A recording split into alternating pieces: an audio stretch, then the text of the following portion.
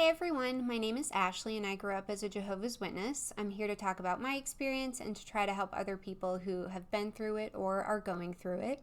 If you want to know more about my backstory, you can check out my other videos or the interviews that I've done, which are linked under the community tab of my channel. So today I want to talk about life after leaving the cult. I know from experience that it can be a very difficult change. When you've grown up in a religious cult, then leaving can mean losing your friends, your family, potentially your employment, housing, and not to mention your self-esteem, your whole sense of self, and your outlook for the future. So I do think it's really important to stay connected with the ex-Jehovah's Witness community, given that leaving can be very overwhelming and isolating. So you'll need that support. So when you grow up as a Jehovah's Witness, you really only learn the skills that are needed to survive within that particular community. And when you go to leave eventually, you're really kind of ill-prepared for life on the outside, where a whole other set of skills are needed to survive.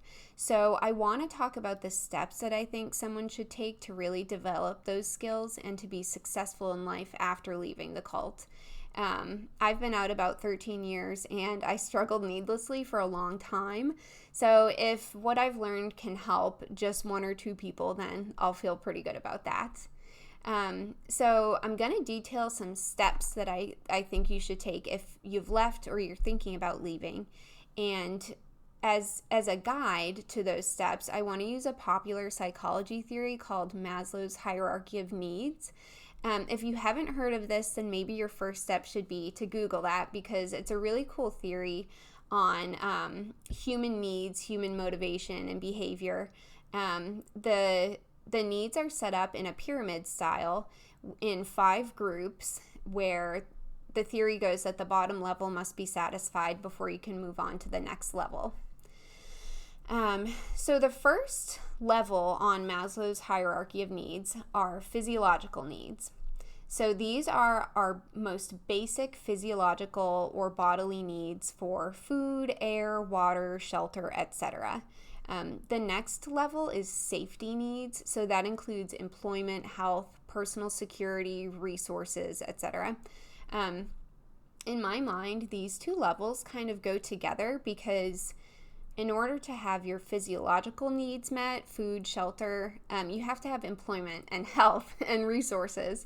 So according to the pyramid, these are the things that you should focus on first. If you have lost your housing upon leaving the cult, then you should focus on obtaining new housing. Same thing with your employment or your income. So make these your main focus, and knowing that once your housing and income are figured out, then you can move on to the next step, which is love and belonging. So where the two bottom levels of the pyramid satisfy our physical needs, love and belonging obviously satisfy our emotional needs, which are so important to our intrinsic happiness. Friends, family, and romantic partners make up the support system that we all need as humans, especially when you're going through something like leaving a cult. The people in your life who should be there helping you are not, so you'll need to build a new support system to help get you through. I feel that it is much more difficult to build relationships outside of the cult, because on the inside, everyone is your friend as long as you meet the one basic requirement of being a good witness. The whole group of Jehovah's Witnesses is considered trustworthy. They have the same values as you. They do the same stuff as you, that you see them 3 or 4 times a week. So it's really easy to build those relationships. But in the real world, you have to get a bit more creative than that. I personally really love meeting other ex-Jehovah's Witnesses, because, not only have I made amazing friendships with people who are just sincerely awesome people, but you can really talk about your experience with people who understand. I feel like there's just such a basic level of understanding that you just don't get with other people who haven't been through it. You can explain to someone who didn't grow up that way all of the little complexities to the religion until you're blue in the face, but they probably won't ever really get it. Whether it's the lingo, the practices that you have to follow, the punishments, all of the written and unwritten rules. It's just a lot, and it's hard to process that with other people who don't get it. Connecting with other ex-Jehovah's Witnesses really has given me personally a sense of solidarity with them and real, true validation of my feelings and my experiences. What you're going through is maybe not common, but it is certainly not novel. There are many people who have done what you're doing and have moved on and are leading really wonderful lives and can help you to do the same. So that was love and belonging, and the next level in the pyramid is self-esteem. So that includes self-esteem, respect for yourself, strength, and freedom. I think that within the religion there exists this expectation of perfection that I would argue is really completely unattainable. There are so many ways to mess up, and I think a lot of witnesses kind of live in this perpetual guilt of their perceived transgressions, one of which includes having any doubts about the religion, which is really hard to avoid. So it's important that you're aware of this mindset and that you don't let it run into your new life outside of the cult. You're a human, you're allowed to make mistakes, you're allowed to be your version of you and not someone else's version of you or what you should be. So try to be cognizant of any feelings of like internal or subconscious shame for leaving. We were all told that apostates and worldly people are bad, and you may feel that way about yourself without even realizing it. And just to be clear, the Jehovah's Witness view of worldly people, it's just a whole bunch of bullshit. I think if you've grown up this way and you're leaving knowing what you may lose, I think that makes you a really strong person, a really intelligent person who is able to think critically. And my hat is off to you, and I'm proud of you for making that choice because I know it's not easy. So I think that part of building esteem and establishing a new sense of identity for yourself is to create your own structure and purpose in life so that you don't feel like you're in a free fall when you leave.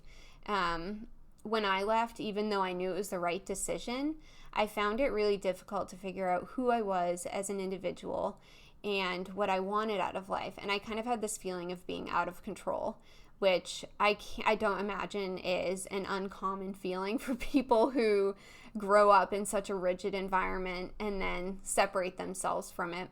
So to mitigate that, I would suggest planning out your life and filling in the gaps that the cult leaves with things that you enjoy or things that you think you might enjoy. You could try new things that you've always wanted to do but never really had time for because you're always going out in service. Growing up, I did always have the sense that hobbies were kind of discouraged because when you're always striving to be the best witness that you can be and to obtain everlasting life, you look at the zealots, the model witnesses, and they don't really have self-fulfillment outside of the cult. Their main hobby is going door to door. So, when you think you're in the last of the last days, there really isn't time to waste in preaching and making yourself the best witness you can be. So I know I always felt guilty spending time on things that I actually enjoyed instead of studying and going out in service. So, the only thing we can be sure of is life right now. So I think that we should try to make it the best that we can. So finally, at the top of the pyramid, we have self-actualization, which is the desire to be the best version of yourself. So once you have your food and shelter, your safety and health, your support system of friends, and your self-esteem and identity, you really can start setting bigger goals for yourself. Set career goals. What do you want out of your career? Do you want to change careers? What do you want your education goals to be? What do you want to learn this year? Do you want to go to college for the first time or go back for something else? Health goals, diet, and exercise. I firmly believe that if you are not working out or eating well, you are putting yourself at risk for poor physical and mental health. And now is just not the time to work against yourself. So please set some exercise goals: walking, running, lifting, yoga, kayaking, hiking, rock climbing, anything that you want to do that gets you active and produces those endorphins in your body is really going to help you. If there's something you want to get into, Google the crap out of it and just try it. Don't be afraid to try new things. And then, beyond being active, do try to eat well. I don't want to sound like your mom here, but try to avoid dependence on bad food, things like alcohol and drugs. Although there is certainly a time and place for all of that. But I think if you're in the midst of maybe kind of a crisis, those things would be good to avoid just for the time being, and just to focus on things that will make you feel good. So the last thing that I want to say about the self-actualization piece is that regardless of if you think you actually need it, you should go to therapy. Therapy can help everyone. Go talk to someone, even if it's just for them to tell you that you're doing well and to validate that. There may be a time that you're not doing well, and having a basis of therapy will be good for you, so that you can go, and you're more likely to go when you really need it. That being said, I am quite skeptical of anyone leaving a cult and not having stuff to work on in therapy. So just go. It's important that you have someone to talk to and to process your situation, and to love yourself and to accept what you've been through. So that about wraps it up. I really hope this helps anyone who is struggling or thinking about leaving the cult, because I know it sucks big time, and I don't want anyone to have to go through what I went through. I had a pretty hard time, and I think I kind of self-isolated, and I couldn't really find anyone else who was going through it. So that is something that I wish that I had, and I'm glad that I can be here to help you if possible. So thank you for listening. If you have any questions or comments, do let me know, and have a great day.